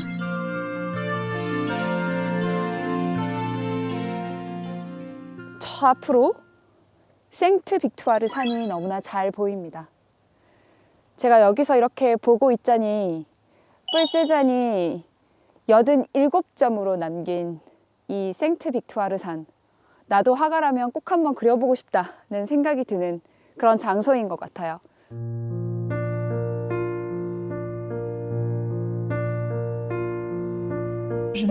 뾰족한 피라미드 형태로 솟은 돌산은 시간에 따라 다채로운 색을 세잔에게 보여줬을 겁니다. 그에겐 더없이 매력적인 피사체였겠죠. Sur toi, je remonte le drap. J'ai peur que tu aies froid. 자신만의 신념을 가지고 끊임없이 연구하고 고집스럽게 화풍을 이어나갔던 폴 세잔이라는 화가가 개인적으로는 참 존경하고 좋아하는 화가입니다. Presque malgré moi, comme d'habitude. Mais toi, tu me tournes le dos comme d'habitude. 프로방스 남부에는 채석장이 밀집해 있는 지역이 있습니다. 아비뇽과 아르 사이에 놓인 알피 산맥에 위치한 레보드 프로방스인데요. 이곳의 석회암은 색이 밝고 가공이 쉬워 고대 로마 시대부터 대량으로 채석이 이루어졌습니다. 하지만 콘크리트가 보편화되며 대부분의 채석장이 그 기능을 다하게 됐죠. 이 프로방스까지 오셨다면 절대로 빠지지 말고 한 번쯤은 방문해 보셔야 할 빛의 채석장에 와 있습니다. 채석장, 돌을 캐는 장소였죠. 이곳은 지금 제가 서 있는 방향으로 해서 얼마나 깊이 채석이 되었었는지를 잘 보여주는 경관이 펼쳐지는데요. 버려졌던 채석장이 예술 공간으로 전환된 건 1977년도입니다. 한동안 전시 공간으로 쓰이던 이곳은 2012년 또다시 변화를 겪게 됩니다. 이 공간은 현재 예술 미디어, 몰입형 미디어 전시 장소로 탈바꿈됩니다. In France, when one is walking sadly, they say he walks cloak back, cloak back. 암벽과 바닥, 천장까지 모두 화면처럼 사용해 수십 대의 프로젝터로 영상을 투사하는데요. 영상이 비치는 면적은 무려 7,000제곱미터, 즉 축구장과 비슷한 크기입니다. 여러분, 지금 제가 그림 속에 들어와 있는 거 보이시나요? 현재 모네 수련 연작들이 이렇게 이미지로 지나가고 있는데요. 이곳에 찾는 많은 사람들이 하는 실수 중에 하나가 한 곳에 앉아서 하나의 벽만을 바라본다는 겁니다. 절대 그러시면 안 돼요. 여기는 art immersif라고 해서 몰입형 전시입니다. 내가 그림 속에 들어가서 마치 그림 속의 주인공으로 거니는 것 같은 느낌을 만끽할 수 있는 장소이기 때문에 반드시 이 공간 전체를 충분히 걸어 다니시면서 작품을 감상해 보시길 추천드립니다.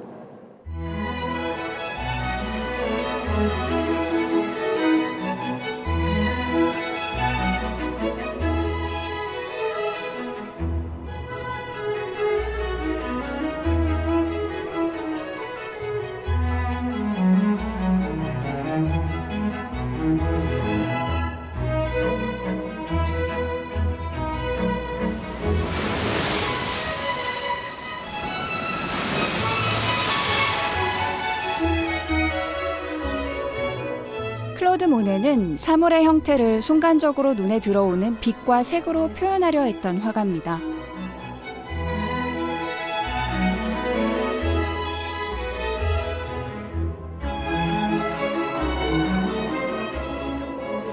이 클로드 모네의 대표적인 작품 양귀비 꽃밭에 영감을 받은 영상들이 지금 제 곁을 지나가네요.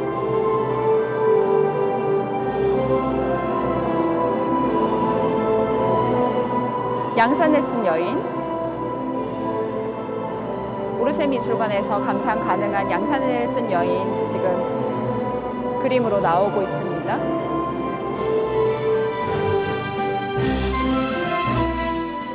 하나의 주제를 놓고 시간과 날씨의 변화에 따라 미세하게 바뀌는 빛의 색을 연작으로 담아낸 클로드 모네.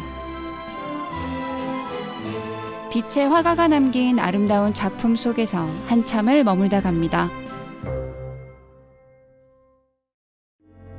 남프랑스의 온화한 기후를 즐길 수 있는 곳 카뉴-슈르메르입니다. 이곳의 공기와 빛을 유난히 사랑했던 한 화가를 찾아왔는데요. 바로 피에르 오기스트 르누아르입니다. Bonjour, enchantée, Uni Escoffier. Bonjour, Émeric Pakovitch, le conservateur du musée Renoir. Bienvenue. 르누아르가 생애 마지막을 보냈던 집과 정원을 보존해 현재는 미술관으로 운영하고 있습니다.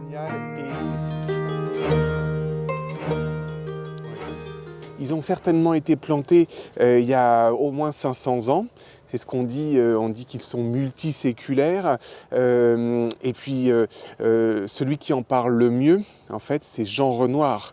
Il dit de ces oliviers qu'ils ont tout connu. Ils ont connu le gel, la sécheresse, les orages, la pluie, le soleil aride. Donc tout ça fait que, en fait, ça a vraiment formé un tronc un peu qui pourrait donner l'impression d'être habité par des esprits.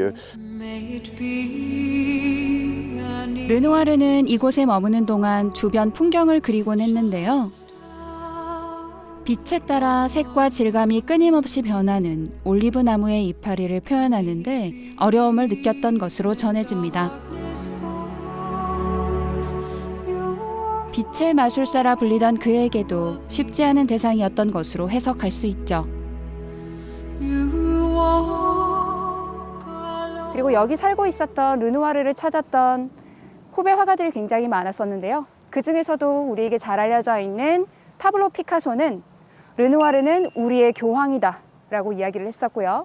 또 다른 화가 후지타 같은 경우는 로마에 갔다면 교황을 만나야 하는데 남부에 왔다면 르누아르를 만나야 된다 라고 이야기했을 정도로 이 남부 지역과 빼놓을 수 없는, 정확하게는 카뉴-슈르메르에서 마지막 숨을 거두었었던 르누아르의 마지막 흔적이 남겨져 있는 곳이 바로 이곳입니다. 대상을 그대로 옮기기보다 찰나에 스치는 빛과 색의 인상에 주목하며 인상주의의 중심에 섰던 화가 르누아르. 그의 화폭에 담긴 인물과 풍경은 어떤 모습일까요? 본격적으로 그의 작품을 만나러 가봅니다. 집 앞으로에서 너무나 아름다운 지중해 뷰가 자연스럽게 펼쳐지고 오늘처럼 해도 좋고 바람도 적은 날 예쁜 배가 정말 그림처럼 떠있는 풍경을 보실 수 있습니다.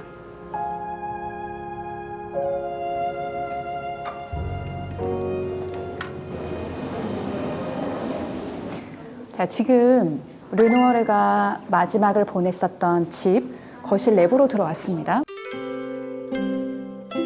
벽지부터 가구와 조명까지 르누아르가 머물며 사용했던 물건들이 그대로 보존되어 있습니다. 자, 여기 또 작은 방이 하나 위치하고 있는데 지금 제 주변을 둘러싸고 있는 작품들 중 대부분이 르누아르의 작품인데요. 우선 들어와서 바로 볼 수 있는 이 예쁜 소녀같이 생긴 아이가 바로 르누아르가 가장 사랑했던 셋째 클로드의 모습입니다. 코코라는 애칭으로 불렸던 셋째 아들의 초상입니다. 아버지의 사랑스러운 시선이 느껴지죠? 저는 지금 두 여성 초상 사이에 위치해 있는데요. 제 오른쪽에 있는 초상은 1895년도에 그려진 작품이고 제 왼쪽에 있는 작품은 1910년도에 그려진 작품입니다. 똑같이 한 여성의 초상이지만 비교적 초기에 그렸었던 작품은 밝고 화사한 색채, 르누아르 하면 떠오르는 행복을 그렸던 화가라는 걸 너무나 잘 보여주는 작품이 될 텐데요. 1910년도 작품에서는 색채가 한층 차분해지고 인물의 입체감이 뚜렷해진 걸 확인할 수 있습니다. 르누아르는 인상주의 화가들 가운데서도 누드화를 꾸준히 그린 화가로 손꼽히는데요. 그의 대표작 중 하나인 대수욕도, 즉 목욕하는 여인들입니다. 르누아르는 빛의 마술사라는 별명을 가지고 있고 모네는 빛의 화가라는 별명을 가지고 있습니다. 빛의 마술사라는 별명을 가지고 있는 이유는 단순히 빛의 모습을 단적인 색채가 아니고 빛이 가지고 있는 풍부한 색채를 다양하게 표현할 수 있었던 화가이기 때문에 빛의 마술사라는 별명을 가지고 있는데요. 특히 사물에 떨어지는 빛뿐만 아니라 인간의 살결에 떨어지는 빛의 다양한 색채를 잡아내는 걸 좋아했었던 것이 르누아르입니다. 그래서 대부분의 화가들은 모델을 고를 때 얼굴을 보고 고르는데요. 르누아르가 모델을 고를 때는 모델의 피부를 보고 골랐다고 합니다. 그림 속 여성들의 피부 위에는 빛과 그늘의 미묘한 색채가 겹겹이 스며들어 있습니다.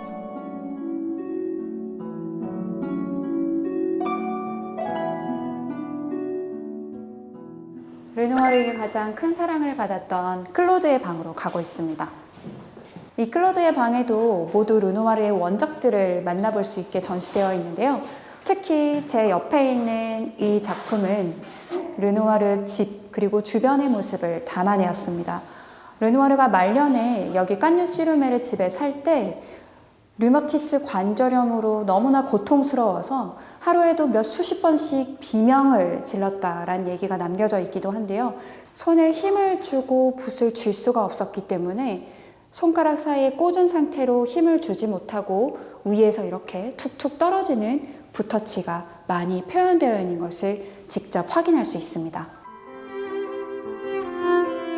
1900년대에 들어서면서 르누아르의 증상은 급격히 악화됐습니다. 손가락이 굽어 펴지지 않았고 어깨와 무릎까지 통증이 번져 혼자 걷는 것조차 어려운 상태에 이르렀죠. 육체적 한계에 다다랐지만 그럼에도 그는 그림을 멈추지 않았습니다.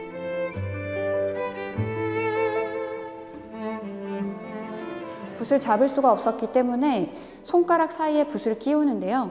붓을 끼울 때도 살이 해질 만큼 피부도 너무나 약해져 있었기 때문에 천을 덧댄 손가락 사이에 붓을 끼고 그것을 감아서 힘을 주면서 그림을 그려야 하는데 손목이라든지 팔을 제대로 움직일 수가 없어서 어깨의 힘을 사용해서 그림을 그렸었던 그 장소가 지금 제 뒤에 남겨져 있습니다. 르누아르는 몸이 허락하는 조건 안에서 자신의 회화를 이어갔습니다. 그러면서도 더 나은 작품을 위해 끊임없이 고민했죠. 1919년 12월 3일 르누아르는 숨을 거뒀습니다. 가족들의 회고에 따르면 그는 마지막 순간까지도 붓을 놓지 않았다고 전해집니다. 날씨가 추울 때 밖에서 그림을 그리기 위한 공간으로 마련이 되어 있는데요. 마치 엊그제 만들어진 것처럼 내부가 굉장히 깨끗한데 건물이 여기 신문 기사 잠깐 보시면 굉장히 많이 훼손되어 있던 것을 2019년도에 현재 재건한 야외 화실입니다. 르누아르가 고통 속에서도 예술의 혼을 불태웠던 공간에 오니 어쩐지 숙연해집니다. 제 옆에는 다양한 형태의 캔버스를 만나볼 수 있는데 제 바로 옆에는 샤시라고 불리는 뼈대, 그리고 그 뼈대 위에 마천을 입혀서 못을 박아 놓은 걸 보실 수 있어요. 그래서 대부분의 화가들이 이 위에 바로 그림을 그렸던 반면 르누아르, 모네와 같은 인상파 화가들은 캔버스, 마련되었던 캔버스 위에 하얀색 초벌칠을 하고 그 위에 그림을 그리기 시작합니다. 그래서 완성된 그림도 굉장히 밝고 경쾌하다는 느낌을 받아볼 수가 있고요. 그래서 인상파 화가들의 미술관으로 알려져 있는 오르세 미술관에 가시면 그림이 전반적으로 굉장히 밝다는 느낌을 받을 수 있는 것이 바로 초벌칠이 하얀색으로 되어 있기 때문입니다. 르누아르는 살아가며 겪는 슬픔과 괴로움을 그림에 남기려 하지 않았습니다. 고통 속에서 완성한 후기 작품들 역시 밝은 색채를 놓지 않았죠. 르누아르는 그렇게 행복을 그린 화가로 남았습니다. 지중해 연안을 벗어나 북서쪽 내륙으로 2시간 남짓을 달려 히슈항슈에 도착했습니다. Tout va très bien, Madame la Marquise. Viens là, Rita. Rita, viens là. Bonjour. Bonjour. Ah, gentille. 반가워. 트러플 채취하는 거 직접 한번 체험해보러 왔어요. 히슈항슈는 프랑스에서 겨울 트러플의 중심지로 손꼽히는 곳입니다. 11월부터 이듬해 3월까지 짧은 기간에만 만날 수 있죠. Parce que la truffe demande beaucoup de soleil en hiver. Ok. Voilà, ouais. Et c'est pour ça que ça pousse mieux. Ouais. 뭔가 발견한 모양인데요. Déjà? Ouais, ouais. 벌써 뭔가 나온 것 같아요. 지금 찾고 있어요. Oh, il y en aura d'autres. Ouais. Alors. Elle est là. Ah, cela? Oui. Hop. 오자마자 이렇게 찾았어요. C'est si facile. 트러플은 땅속에서 자라기 때문에 사람의 눈으로는 찾을 수 없습니다. 대신 후각이 뛰어난 동물의 도움을 받는데요. 과거엔 돼지의 도움을 받기도 했지만 트러플을 먹어버리는 경우가 있어 요즘엔 거의 쓰지 않는답니다. 대신 잘 훈련된 개가 트러플 채취의 주역이 됐죠. Après, il y a plusieurs façons de dresser un chien. Moi, je l'ai habitué à qu'elle trouve la truffe jusqu'à la fin. Il y a d'autres, il donne un coup de patte, le chien, et puis il arrête. Et c'est à nous de chercher la truffe. Mais elle, du coup, elle continue à chercher jusqu'à la fin. La vraie. Ah ouais, ah bah elle est là. Ah oui. Vous l'avez vue? Ah ouais. Ah oui, elle est là. Bravo Ita. Bravo. Assis-toi, assis. Ah. Hop, ouais. Elle est belle, elle est bien ronde. Ouais. Et comme d'ailleurs comme d'autres champignons qui poussent toujours dans la forêt à côté sur l'arbre. Oui, je ne sais pas si vous connaissez le lichen qui pousse sur les arbres. Le parasite, c'est le même principe, ouais. Sauf que là, le lichen c'est aérien et la truffe c'est sur les racines de l'arbre. Ouais.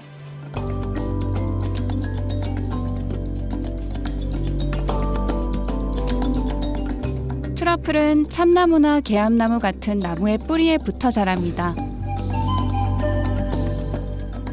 나무가 광합성으로 만든 양분을 받아 땅속에서 천천히 자라는 버섯이죠. Elle cherche là, cherche. Elle peut trouver les truffes assez loin. Ouais. 오늘 완전히. 리타는 1살 때부터 버섯을 찾기 시작해 이제는 4년 차가 된 베테랑입니다. 트러플을 아주 능숙하게 찾아내죠. Oui. 와우. Assis-toi. Assis. Assis. Assis. Assis-toi. Voilà. Bien. Ah non, ça c'est blanc. C'est blanc. Donc ça c'est une brumale. Ouais. Brumale. Ouais. Je peux. Ouais. L'odeur est pas la même. Pas la même que l'autre. Ça sent bon, ça sent la terre. Oui, oui. 아, 흙냄새가 너무 좋게 난다. La différence des deux, ouais. La tuber melanosporum. Noir. Au kilo, en fait, celle-là, on va dire en décembre, janvier, c'est dans les 700-600 euros. Et celle-là, du coup, ça peut aller à 200-250. Donc ça fait 1시간 만에 벌써 이만큼이나 찾았네요. On voit les racines. Ouais. On voit les racines Les racines de l'arbre, des radicelles, ouais. Ah oui. Ah ouais. 마르탕이 막 따온 트러플 맛을 보여주겠다며 집으로 초대해 주었습니다. Viens, Rita, là. Viens, Rita, là.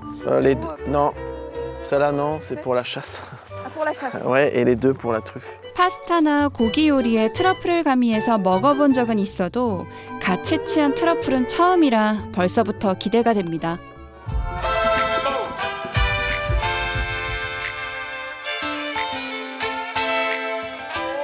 먼저 트러플을 깨끗하게 손질하는데요. 겉에 묻은 흙을 씻어내자 익숙하게 보아온 모습이 드러납니다. 크리스토프는 일주일에 한 번씩 감자처럼 먹는답니다. 복받은 사람이에요. Là, on voit bien la tuber melanosporum, ouais. Les noirs, Oui. c'est noir Oui. à l'intérieur. Oui. Que la brumale, c'est plus blanc dedans. Oui. 하얀색 송봉버섯은 요리를 할 때 쓴다기보다는 이미 요리가 다 된 상태에서 향을 주기 위해서 사용이 되기 때문에 아주 얇게 썰어서 음식 위에 놓는 그런 용도로 많이 쓰이고, 검은 송로버섯은 그 흙의 향이 강하고 이렇게 송로버섯의 특이한 향이 나지 않아서 조리하는 음식에 많이 사용이 된다고 합니다. 트러플의 풍부한 향을 그대로 느낄 수 있도록 조리를 하지 않고 얇게 썰어 맛보기로 했습니다. 빵에 버터를 살짝 바르고 그 위에 트러플을 올려 마무리합니다. 하나르그의 소금까지. Voilà. 여러분 조지 크론입니다. What else?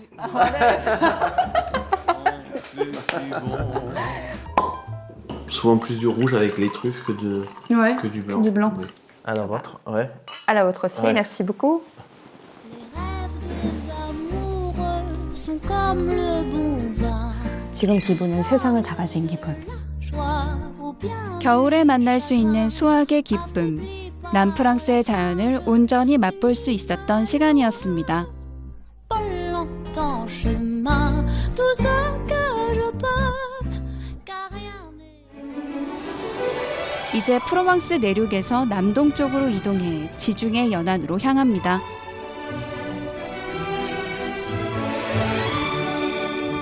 니스 동쪽에 위치한 작은 반도 생장 카페라는 지중해로 길게 뻗은 지형 덕분에 예로부터 온화한 기후를 유지해온 곳입니다.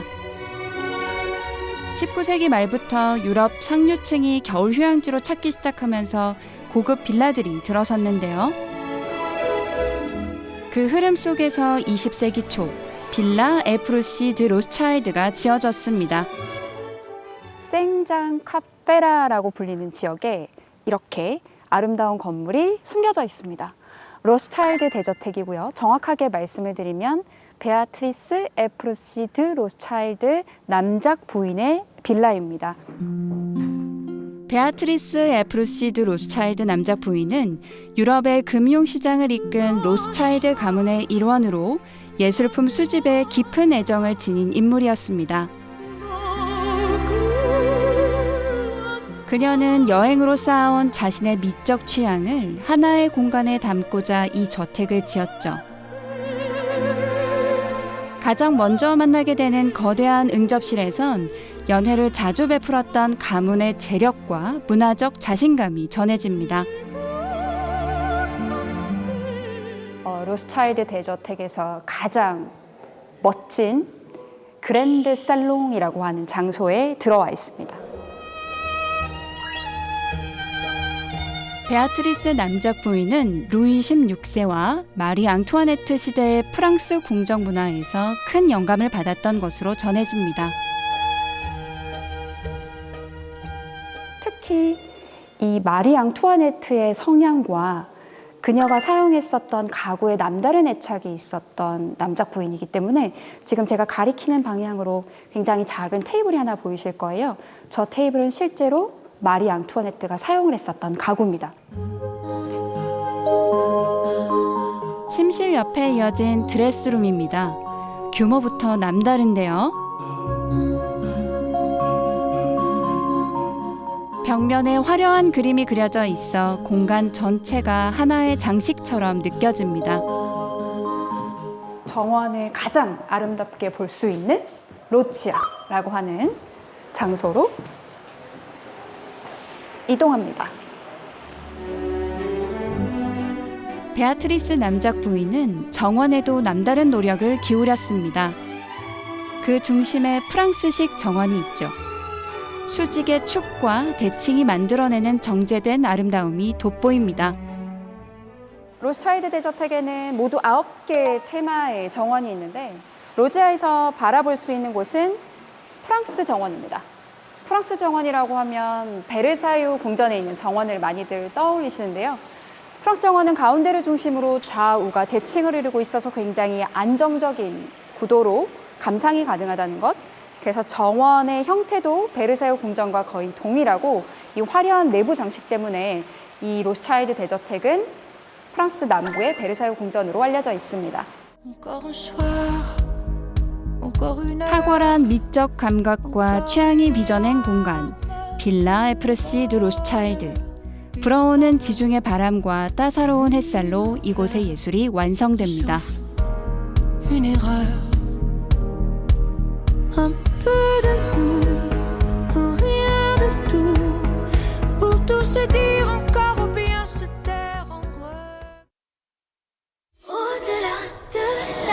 과거의 미적 가치가 담긴 곳을 지나 이번엔 자연 속에서 만나는 현대 예술의 현장으로 향합니다. 멀리서 보면 그저 평범한 와이너리처럼 보이지만 안으로 들어서는 순간 풍경의 성격이 달라집니다. 이곳이 바로 샤또 라코스트인데요. 이 샤또 라코스트는 프랑스 사람들에게도 그리고 특히 예술 애호가들에게 굉장히 큰 사랑을 받고 있는 떠오르는 핫플레이스입니다. 이곳은 200헥타르를 우리가 자유롭게 걸어 다닐 수 있는데요. 산책을 하면서 작품들, 특히 현대 예술 작가들의 작품들이 이 환경에 얼마나 잘 녹아 들어가는지 잘 보여주는 장소입니다. 17세기부터 포도를 재배해온 이곳은 현재 와이너리와 올리브 농장, 예술 작품과 건축물을 품은 야외 미술관으로 탈바꿈했습니다.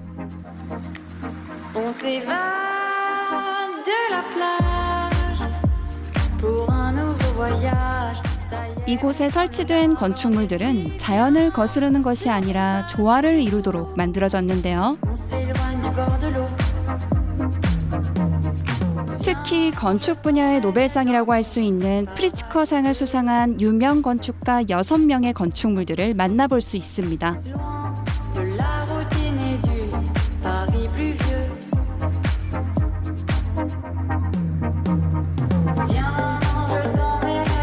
이 중에는 우리에게도 잘 알려진 안도 다다오의 건축물이 있습니다.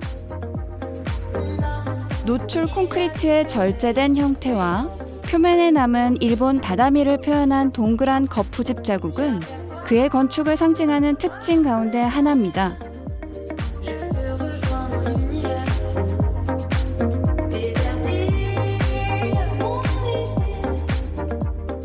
이 안도 다다오에게 건축물을 만드는 데 있어서 너무나 중요한 요소로서 빠질 수 없는 것이 자연의 빛입니다. 그래서 건물에 자연스럽게 들어오는 이 빛이 끊임없이 움직이면서 건축물과 자연이 끊임없이 상호작용을 하고 그곳을 시각적으로 즐길 수 있게끔 그런 아름다운 건축물을 만드는 건축가, 왜 사랑을 받는지 너무나 잘 알 수 있는 공간을 걷고 있습니다.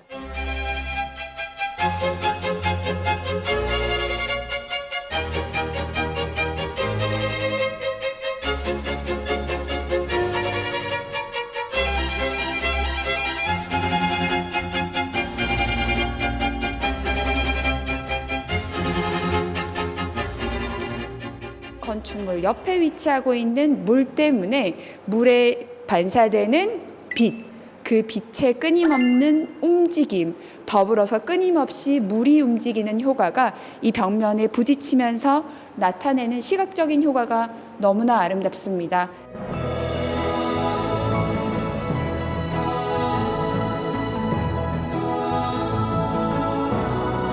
안도 다다오 건축물 앞에 놓인 웅크린 거미는 루이즈 부르조아의 작품입니다.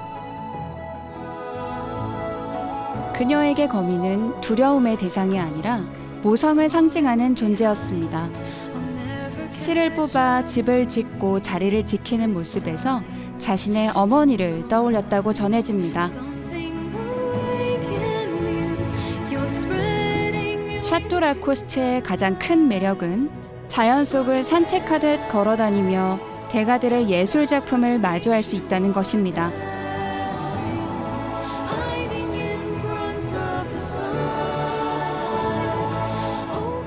바로 지금 제 뒤에 있는 이 건축물은요, 빌바오의 구겐하임 미술관으로 여러분에게 너무나 잘 알려진 바로 그 프랑크 게리의 작품이자 건축물입니다.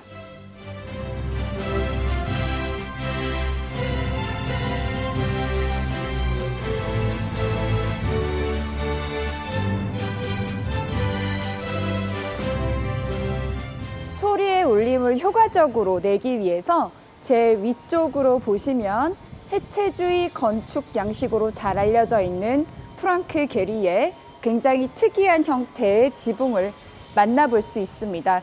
보통 건축물은 사람이 살기 위한 공간이죠. 하지만 이 샤또 라코스트에서는 정말 작품 같은 건축물들을 만나볼 수 있습니다. 게다가 아무나가 아닙니다. 프리츠커상, 우리에게 건축 분야의 노벨상으로 잘 알려져 있는 이 상을 수상했었던 무려 6명의 건축가들의 작품 같은 건축물들을 만나볼 수 있는데, 그 중에 하나가 지금 제 뒤에 위치하고 있는 음악 파빌리온, 바로 프랑크 게리의 작품이 되겠습니다. 걸음을 옮길 때마다 인상이 달라지는 작품, 음악 파빌리온. 프랑크 게리 특유의 감각이 자연 속에서 살아 움직이는 듯합니다. 예술 작품이 남긴 여운을 마음에 담고 아쉬운 걸음을 옮깁니다. 이곳은 샤또 라코스트 내에 있는 숙소인데요. 마치 미술관 한가운데서 하룻밤을 보내는 것 같아 꿈만 같습니다. 제가 묵게 될 방인데요. 지금 이 침대에서 바로 프랑크 게리의 건축물이 테라스 통해서 보여요. 나가볼까요?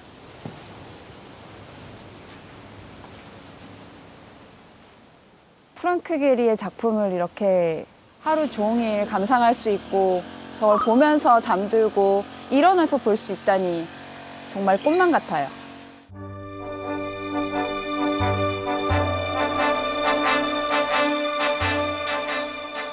예술가들이 살았던 곳에서 그들의 고민을 함께하고 그들이 그린 풍경을 거닐며 그들의 시선으로 바라본 프로방스. 그곳에서 만난 모든 순간이 제겐 예술로 남았습니다.